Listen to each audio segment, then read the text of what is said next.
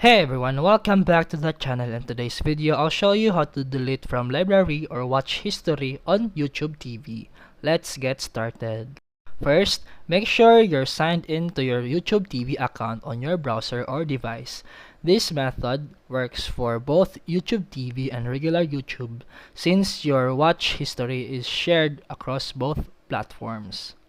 Once you're signed in, click on the three horizontal lines in the top left corner of the homepage. A sidebar menu will appear. Scroll down and select History. Now that you're on the Watch History page, you'll see a list of all the videos you've recently watched. To delete all of your watch history, click on Clear All Watch History.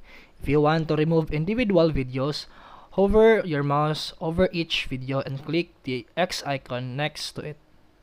And that's it for today's video. If you found this helpful, please like and subscribe for more videos. See you in the next one.